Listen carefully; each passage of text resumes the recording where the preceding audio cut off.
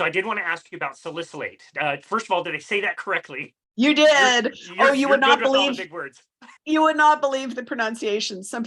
Most people just call them sals because they see all those syllables and they just, That their sounds, tongue stops working yeah, halfway exactly. through. That sounds a lot better to me. You're good with the big words, way better than I am with that. Tell us about salicylate. What is this compound?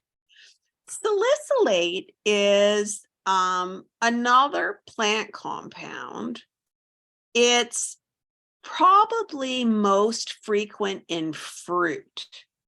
So this is a bit of a thing for people. It's more limiting in your options, I think, overall than histamine. Although if your issue is salicylate, you're not going to have the problem with meats and aged meats and those kinds of cooking procedures that you might have to follow from a histamine standpoint. It's really, again, common among my oxalate clients to have at least some level of salicylate issue. And that's because salicylate depends on liver detox. And if your liver is trying to pull in sulfate and not getting enough because of oxalate, then your liver detox bandwidth comes down, and this can be an issue in terms of your ability to clear salicylate. So again, people may start out doing a low salicylate diet, think they've nailed it, and then unfortunately they stumble over the fact that there are foods left in their diet that are high in oxalate. And so the diet gets less and less workable because they find their tolerance gets smaller and smaller and smaller. And then perhaps even they're at the lowest salicylate they can take in and they're still feeling lousy. If that's what somebody's experiencing, I'm 100% going to say, I bet you there's oxalate under there. Wow. So the real thing here is the way that oxalate and sulfate in the liver can be affecting our ability to then detox salicylate. If we can't detox it and get it out, and it's accumulating in the bloodstream because it's sort of waiting to be flushed out, then that's where people can start to have some difficulty. And there's unfortunately overlap between salicylate and histamine in terms of the kinds of symptoms you can get. But one of the things that people see with salicylate intolerance is tinnitus or tinnitus. And that kind of ringing in the ear, if you're getting it after eating, I would be looking at salicylate as an issue. Wow. You hear that all the time from vegans and vegetarians. And this is actually like a really distinctive symptom for salicylate. So, I think it's a big issue that's hovering out there and that people don't realize. They slowly develop, tinnitus or tinnitus over time, and they might notice it's worse after a meal, but they don't really connect it somehow. You can also get with salicylate, especially with kids, you get something that people refer to as the sillies, where the kid's just laughing, almost a little punch drunk, and that can be salicylate. And so it's not something where you're necessarily getting allergy symptoms, although you can. That's where the overlap happens. You can get rashes with salicylate. You can get some of these other things that look like histamine. But if you have tinnitus or you have a kid with the sillies, I would be really suspicious about salicylate because it has more nervous system impacts, or it looks like it does. Hmm. Wow. And you mentioned these come from fruits primarily, which is mostly. I mean, fruit is the type of food in your diet that's going to take the biggest hit if salicylate is your problem. Gotcha.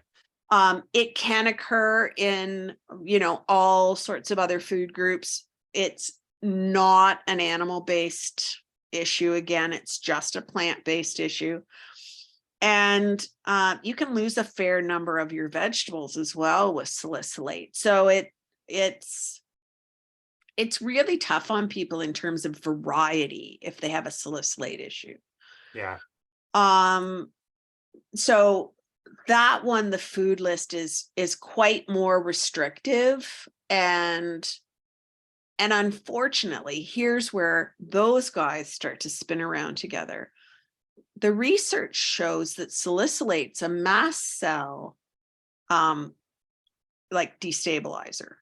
So it impacts mast cells as well. So you can end up with like a merry-go-round between histamine, salicylate, and oxalate, where you just keep destabilizing mast cells.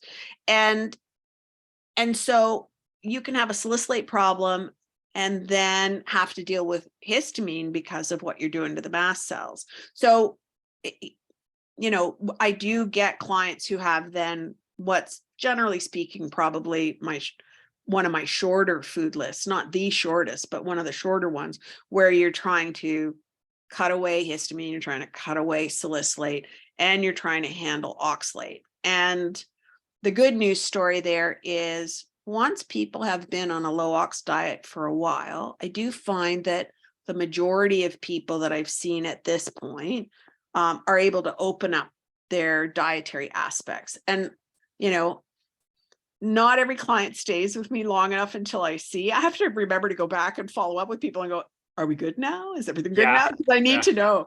But one of my clients recently who had some pretty serious salicylate issues was able to come completely away from restricting salicylate and just kept the family's oxalate in this sort of low to medium range, and everything was good. So it's nice to have somebody that I followed long enough to be able to see that whole process. Yeah. But certainly in my own case, I can tolerate things that I couldn't before, because once the oxalate's out, then you've got less of this irritation and inflammation and, compromised detox and all these things which are impacting what you're able to handle. Because every food as it comes in, you have to be able to handle everything you want to do with it right through disposition. Yeah. Right. So you have to be able to excrete at the end, or, detox at the end, whatever you have to do, you have to be able to get the waste product out. Right. Right. And, unfortunately, oxalate's impacting that too. It's our ability to get waste product out. So it's not just the irritation to the mast cells and that kind of, I'm going to say, more immediate function. It's this, what happens in the whole life cycle of what you're doing with food. Right. And again, that's what makes it so nuanced and vexing and all of this. And through this conversation, I just keep thinking, like, what an amazing tool to have, using a carnivore style diet, not forever, but as a tool. You can use a carnivore style diet as a tool. I don't think you have to be 100%, strict with it. You can include other things as long as you know what you're doing, but at least having that as the base, not only to prevent this stuff, but also to recover, then to bring things in and see how you feel. Am I in the ballpark there by saying that is an amazing tool that people can use, and somebody like me who really enjoys a carnivore diet can just stay on it for a really long time, as long as I'm feeling great and have really good energy? That's okay. Yeah, I think here's what I'd say is a little piece of nuance there. I am mostly carnivore as well. So I would call myself kind of carnivore adjacent. Do I enjoy the odd thing? Yes. And today I had tiger nuts. Interesting. I've never heard of those. Yeah, this is they're not really a nut, and they're actually really high in fiber. So not for somebody whose gut can't handle fiber. If they're not made from nuts, are they made from tigers? They're made, no, not from tigers. Yeah, it's a carnivore. False advertising. Oh, we don't even want to go there, do we? Because it's talking about it. Exactly. These are a tuber. So it's like Cool. a potato. They grow under the ground. Anyway,